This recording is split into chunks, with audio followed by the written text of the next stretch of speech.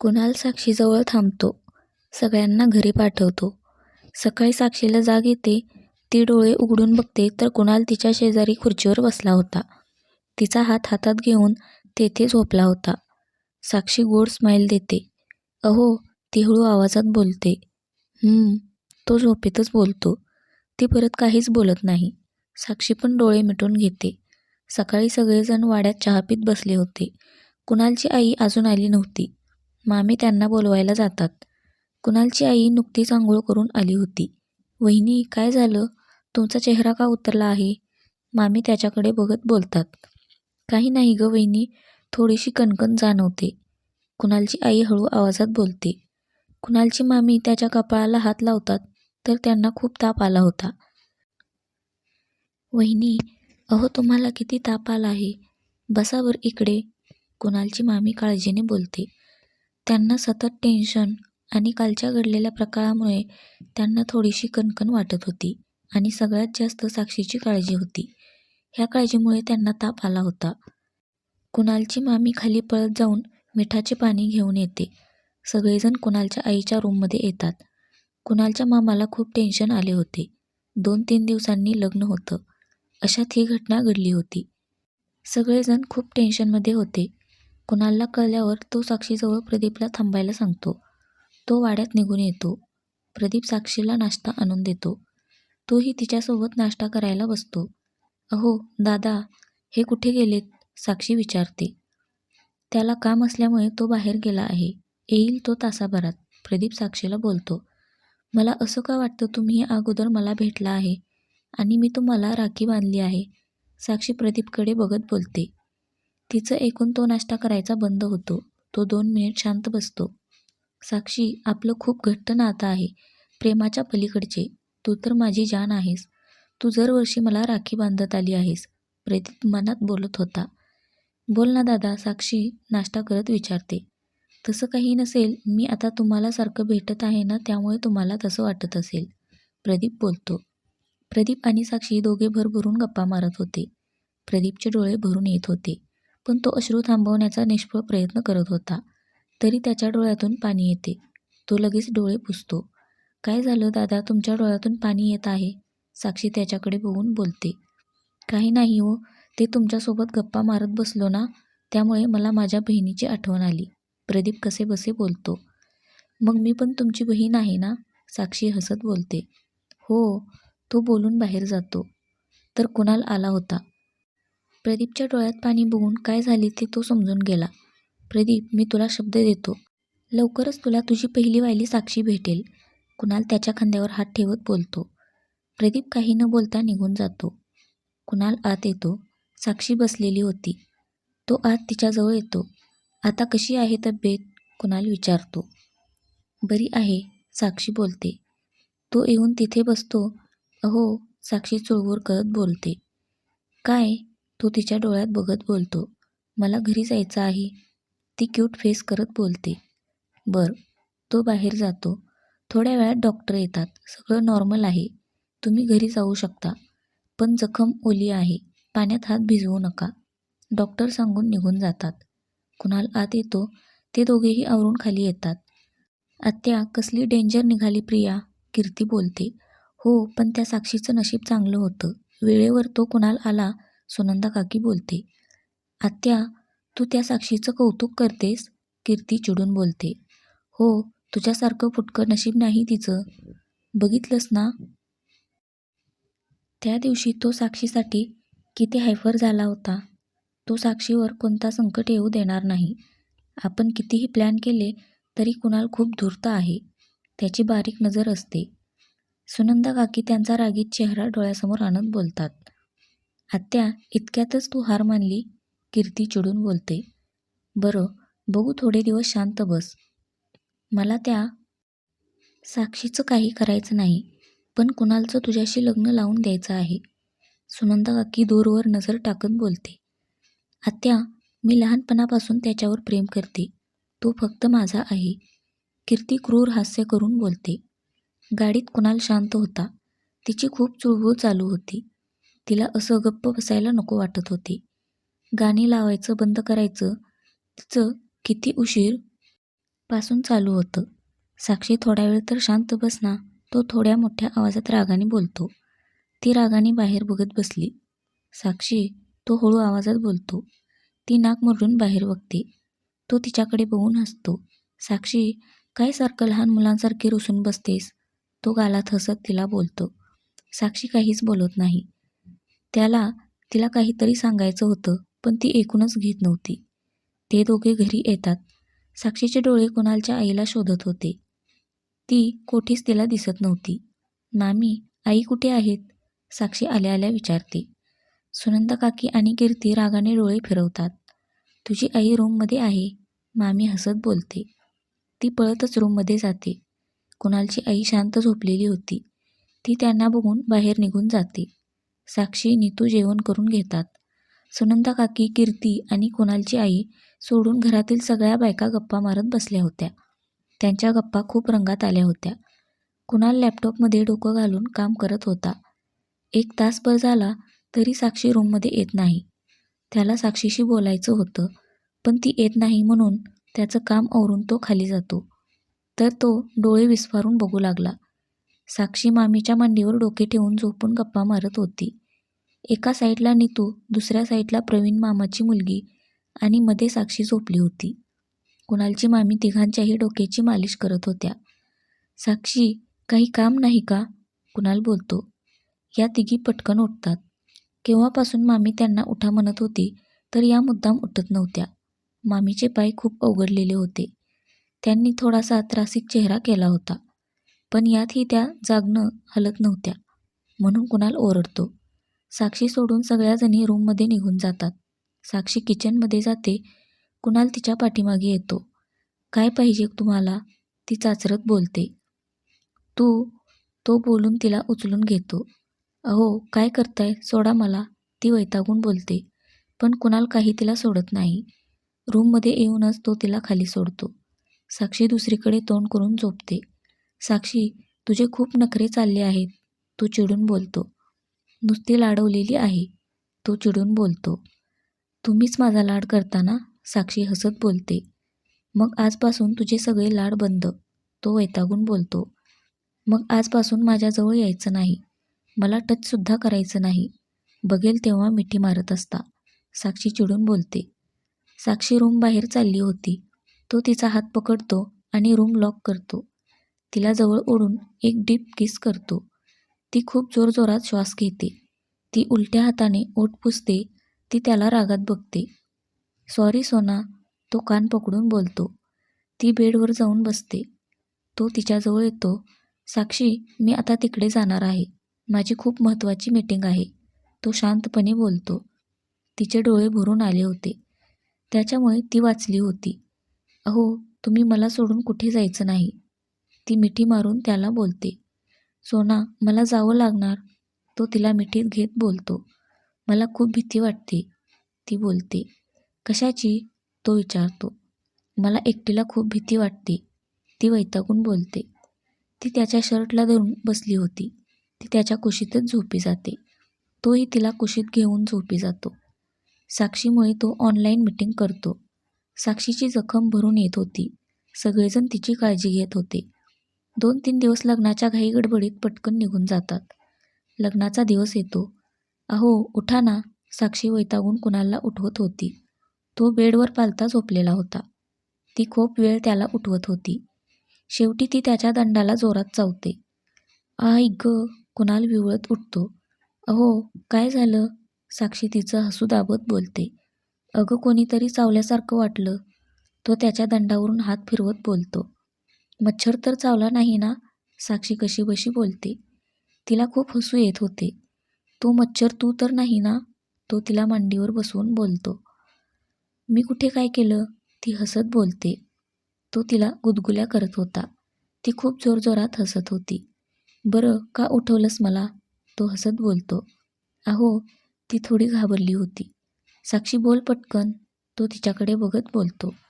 मी येताना लग्नाला साडी आणली नव्हती आणि माझ्याकडे एकही साडी नाही, ती डोळे झाकून बोलते. तो तिच्या चेहऱ्यावर हरवून गेला होता. ती हळूच डोळे उघडते. तो तिच्याकडे एकटक पाहत होता. ती त्याच्या हातावर जोरात मारते. आई गं, साक्षी, तो रागाने ओरडतो. इथे मला नेसायला चांगली साडी नाही आणि तुमचं वेगळंच चाललं आहे, ती वैतागून बोलते. ती रागाने उठून बाहेर गेली. कुणाल कोणाशी तरी फोनवर बोलून अंघोळीला निघून गेला. साक्षी चहा पिऊन रूममध्ये जाते.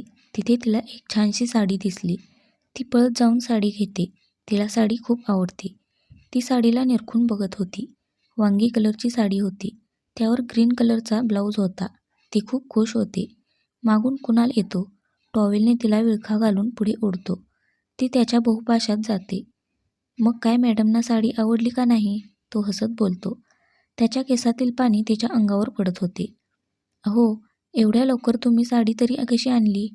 ती विचारते. अगं माझी लाडकी बायको, हे तुझ्यासाठी सरप्राईज होतं. मी स्वतः तुझी शॉपिंग केली होती. कुणाल खुश होऊन बोलतो. मी आली नसती तर? ती त्याच्या डोळ्यात डोळे घालून बोलते. मी तुला उचलून येथे आणलं असतं आणि मी ठरवलं होतं, तू येणार नसली तर तुला आणायला दिल्लीला जायचं. तोही तिच्या डोळ्यात डोळे घालून बोलतो. मग इथे आल्यावर तुम्ही असे का वागत होता माझ्याशी? ती बोलते. तो रागाने तिला बघतो. अरे हो, मी ते विसरून गेलो होतो.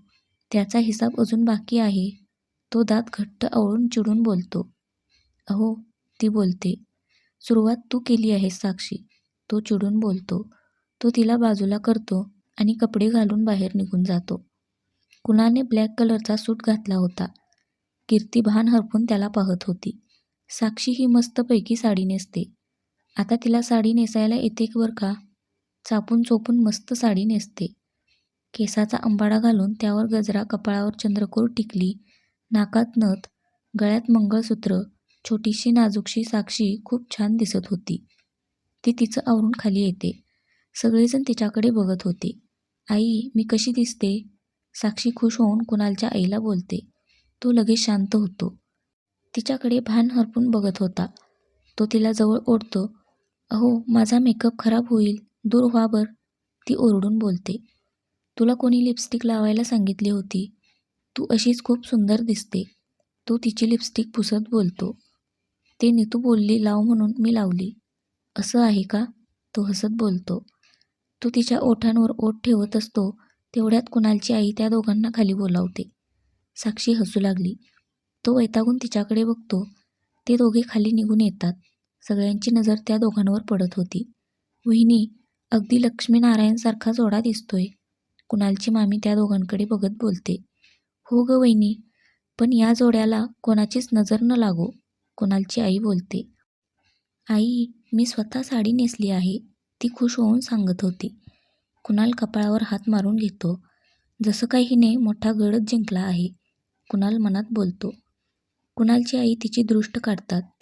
नवरी मुलीची दृष्ट काढायची सोडून आई तू तुझ्या सुनीची दृष्ट काढतेस, हे बरोबर नाही. नीतू जोरजोरात हसत बोलते. कुणाल दादा, तू पण तुझ्या बायकोची दृष्ट काढ. नीतू कुणालला डोळा मारत बोलते. सगळेजण हसू लागले. कुणाल सगळ्यांकडे रागाने बघतो व चिडून रूममध्ये जातो. थोड्या वेळाने ती पण रूममध्ये येते. तो तिच्याकडे बघतो, ते पण रागाने. अहो, काय झालं आता? मी काय केलं? ती त्याच्याजवळ येत बोलते. अहो, चिडू नका ना, ती हळू आवाजात बोलते. लग्नाचे सगळे विधी होतात. आता पाठवणीची वेळ आली होती. साक्षी खूप रडू लागली होती. मामी, कुणालची आई, कुणालचे मामा खूप रडत होते. सगळ्यात जास्त साक्षी रडत होती. नीतू कुणाल जवळ जाते. दादा, ती नवरी मुलगी पण इतकी रडत नाही, पण बघ ना तुझी बायको किती रडत आहे. नीतू हसत बोलते. नीतूला कुणालला खिजवायला खूप आवडत होते. कुणाल नीतूकडे रागाने बघतो आणि साक्षीजवळ जाऊन तिच्या हाताला धरून बाहेर ओढून आणतो. अहो, काय चाललं आहे तुमचं? साक्षी वैतागून बोलते. आधी तुझं काय चाललं आहे साक्षी? तो रागावून बोलतो. मी काय केलं? ती डोळे पुसत बोलते. अगं, ती नवरी पण इतकी रडत नव्हती, तू किती रडत आहेस? तो चिडून बोलतो. साक्षी रडू लागली. आता काय झालं साक्षी? तो वैतागून बोलतो. हो, तुम्हाला कुठे समजणार आहे. एक मुलगी तिच्या हक्काच्या माणसांना सोडून गेल्यावर काय दुःख होते ते त्या मुलीलाच माहीत असते. त्याच्या मिठीत जाऊन रडू लागली. तोही तिला शांत करू लागला. कारण तिला आता तिच्या बाबांची आठवण तिला येत आहे, हे त्याला समजले होतं. तो तिला घेऊन बाहेर येतो. नवरीची पाठवणी केली. मामी खूप रडत होती. सगळेजण आत निघून जातात. साक्षी तिथेच बाहेर बसते. कीर्ती साक्षीजवळ जाते. साक्षी शांत बसली होती. साक्षी, इथे काय करतेस? कीर्ती हसत बोलते. काही नाही, असंच बसली आहे. साक्षी बोलते. लग्न खूप छान झाले ना? कीर्ती बोलते. हो, साक्षी बोलते. मामी किती रडत होत्या ना? खरंच, आई ती आईच असते. कोणी कितीही काळजी घेतली तरी आईसारखी काळजी कोणीच घेत नाही. कीर्ती तिच्या चेहऱ्याकडे बघत बोलते. ज्या मुलीला आई असते ना, ती जगातली सगळ्यात नशीबवाली मुलं असतात. कीर्ती बोलून निघून गेली. आता साक्षी तोंडावर हात ठेवून रडू लागली. ती इथं आल्यापासून बघत होती, लग्न होणार म्हणून मामी तिच्या मुलीची खूप काळजी घेत होत्या. त्यांना बघून आपली आई असती तर तिनेही अशीच काळजी घेतली असती, साक्षीला वाटायचं. आज सकाळपासून मामी रडत होती. साक्षीला खूप वाईट वाटत होते. आज कीर्तीने त्या जखमेवर मीठ चोळले होते. साक्षीला तिच्या आईची खूप आठवण येत होती. ज्या आईचा चेहरा पण तिला आठवत नव्हता, आज ती खूप दुःखी होती. ती डोळे पुसून आत येते. सगळेजण चहा पीत बसले होते. साक्षी, चहा पितेस का? कुणालची आई बोलते. ती कोणाकडे लक्ष न देता ती रूममध्ये निघून जाते. साक्षीला काय झालं? मामी बोलतात. जरा डोळे पण सुजल्यासारखे वाटतात, कुणालची आई बोलते. अगं आई, ती तर आपल्या नवरीपेक्षा जास्त रडत होती, त्यामुळे डोळे सुजले असतील, नीतू हसत बोलते. हळवी आहे, पाणी तर सारखं डोळ्यात असतं, कुणालचे मामा हसत बोलतात. साक्षीचे कौतुक केल्यामुळे कीर्तीला खूप राग येतो. ती रूममध्ये निघून जाते. लग्नात रडली असल्यामुळे साक्षीकडे कोणी जास्त लक्ष देत नाही. कुणाल कामानिमित्त बाहेर गेला होता. संध्याकाळचे 7 वाजले तरीही साक्षी रूम बाहेर आली नव्हती. नीतू तिला बोलवायला गेली होती, पण तिने आतून रूम लॉक करून घेतलेला होता. साक्षी दरवाजा उघडत नव्हती. नीतू कुणालला फोन करते. त्याला लवकर घरी यायला सांगते. उगीच घरातल्यांना टेन्शन नको म्हणून नीतू कोणालाच काही सांगत नाही. कुणाल पळतच घरी येतो. तो त्याच्याकडील चावीने रूम अनलॉक करतो. आत जातो. साक्षी बेडवर पालथी झोपून रडत होती. रडून रडून डोळे सुजलेले होते. तो हळूच रूम लॉक करतो आणि तिच्याजवळ येतो. साक्षी, काय झालं आहे? तो तिच्या अंगावर हात टाकत बोलतो. ती त्याचा हात बाजूला सारून नीट बसते आणि रडत त्याला मिठी मारते. साक्षी, काय सारखं रडत असतेस? मला नाही आवडत तू रडलेलं, तो शांतपणे बोलतो. अहो, मला माझ्या आईची आठवण येते आहे, ती हुंदके देत बोलते. त्याला खूप वाईट वाटते. ए साक्षी, माझ्याकडे बघ, तो तिच्या चेहरा वर करतो. ती त्याच्या डोळ्यात बघते. ती त्याला घट्ट मिठी मारून रडू लागली. कुणालला काहीच सुचत नव्हते. साक्षी, चल आपण बाहेर फिरून येऊया, तो तिचं मन दुसरीकडे रमण्यासाठी बोलतो. अहो, मला कुठेच जायचं नाही, मला एकटं सोडा, ती रडत बोलते. आई, आई, मला का सोडून गेलीस, म्हणत ती रडत होती. तिच्या रडण्याच्या आवाजाने सगळेजण त्याच्या रूमजवळ येतात. कुणाल, दार उघड, कुणालची आई ओरडून बोलते. तो दार उघडतो. सगळेजण आत येतात. तिला त्या अवस्थेत बघून त्यांना काहीच कळत नव्हते. कुणाल, काय केलंस तिला? कुणालची आई काळजीने ओरडते. आई, तिला तिच्या आईची आठवण येत आहे, कुणाल कसं तरी बोलला. तिला बघून त्याचाही कंठ दाटून आला होता. ए सोना, इकडे बघ, कुणालची आई तिचा चेहरा हातात घेऊन बोलतात. आई, माझी आई का सोडून गेली मला? मी इतकी वाईट आहे का? ती माझ्यावर प्रेम न करताच गेली, ती रडत बोलत होती. तिथे असलेल्या सगळ्यांच्या डोळ्यात तिचे शब्द ऐकून पाणी येते. जेव्हा माझी काकी, चुलत बहीण स्वतःच्या हाताने भरवत असायची, तेव्हा मला माझ्या आईची खूप आठवण येत असायची. ती काहीतरी चांगलं बनवून शिल्पाला देत असायची, तेव्हा ती मला काहीच द्यायची नाही. मी आईच्या प्रेमासाठी आसूसलेली होती, पण काकीने कधी जवळसुद्धा घेतले नाही. माझी आई असती तर मला तिने जवळ घेतले असते, माझ्यावर खूप प्रेम केले असते, साक्षी रडत बोलत होती. ती आज मनातले सगळं बाहेर काढत होती. तिचं बोलणं कुणालच्या काळजावर वार करत होते. तिथे असलेल्या सगळ्यांनाच खूप वाईट वाटतं. साक्षी, मी तुझी आईच आहे ना बाळा, कुणालची आई रडत बोलते. आई, मला एकटं सोडा, मला थोडा वेळ आराम करू द्या, ती डोळे पुसत बोलते. कुणाल सगळ्यांना खुणवतो. सगळेजण तिच्या चेहऱ्याकडे बघत बाहेर निघून जातात. कुणाल पण बाहेर निघून जातो. साक्षी तिच्या आईचा चेहरा आठवण्याचा प्रयत्न करत होती, पण व्यर्थ, कारण ती 1.5 वर्षाची असताना तिला तिची आई सोडून गेली होती. ती रडत झोपी जाते. सगळेजण साक्षीला या अवस्थेत बघून टेन्शनमध्ये आले होते. कुणाल शांत विचार करत सोफ्यावर बसला होता. खरंच आई नसली तर किती दुःख होते ते आज साक्षीला बघून कळलं होतं. त्याला राहून राहून साक्षीचा रडलेला चेहरा डोळ्यासमोर येत होता. कुणालची आई त्याच्याजवळ येते. कुणाल आईला मिठी मारतो. आई, खरंच ग, आज साक्षीला बघून तुझं किती महत्त्व आहे ते मला कळलं. कुणाल बारीक आवाजात बोलतो. कुणाल, जा तू घेऊन ये तिला. तिला आपण खुश ठेवण्याचा प्रयत्न करूया. तेवढ्यात प्रदीप येतो. ते सगळेजण त्याच्यापासून लपवण्याचा प्रयत्न करतात. अरे प्रदीप, कुठे गेला होतास? कुणाल हसत बोलतो. कुणाल, मी सगळं ऐकलं आहे. तुम्ही सगळेजण साक्षीच्या रूममध्ये गेला होता तेव्हा मी आलो होतो. प्रदीप कंठ दाटून बोलतो. प्रदीप कुणालच्या आईच्या समोर येऊन खाली बसतो. माझी साक्षी तुमच्यात आईला शोधते. तिच्यावर आईचं प्रेम तुम्ही कमी करू नका. प्रदीप रडत हात जोडून बोलतो. बाळा उठ, मी पण तुझी आईच आहे. साक्षी माझी मुलगी आहे. त्या त्याला उठवत बोलतात. आई, मी कधी साक्षीबद्दल तुम्हाला सांगितलं नाही, पण आज सांगतो. साक्षी जेव्हा लहान होती तेव्हा मला म्हणायची, दादा, आपली आई कुठे आहे? काकी शिल्पावर किती प्रेम करते, मग आपली आई आपल्यावर प्रेम करत नाही का? आपली आई आपल्यावर रागावली आहे का? काकी म्हणते की आपली आई आपल्याला सोडून खूप लांब गेली आहे. दादा, काकी म्हणते ते खरं आहे का? तिचे निरागस प्रश्न ऐकूनच माझ्या जीवाचं पाणी पाणी होत असायचं. कधी कधी तर खूप हट्ट करायची, मला माझी आई आणून दे. मी तिला कुठून आई आणून देणार होतो? प्रदीप रडत म्हणून खाली बसत बोलतो. प्रदीप डोळे पुसून एक दीर्घ श्वास घेतो. आई, बाबा तर जास्ती साक्षीजवळ यायचे नाहीत. ती सारखी माझी आई कुठे आहे, माझी आई कुठे आहे, ती बाबांच्या मागे लागायची. प्रदीप तोंडावर हात ठेवून रडू लागतो. कुणाल त्याच्याजवळ येतो. प्रदीप, तूच असं करू नको ना रे. कुणाल प्रदीपला मिठी मारतो. कुणाल, मलाही आईची खूप आठवण यायची, पण मी समजदार होतो. साक्षी खूप लहान होती रे. ती बिना आईची वाढलेली आहे रे. काही चुकलं तर समजून घे रे. प्रदीप बोलून बाहेर निघून जातो. नीतूला खूप वाईट वाटतं.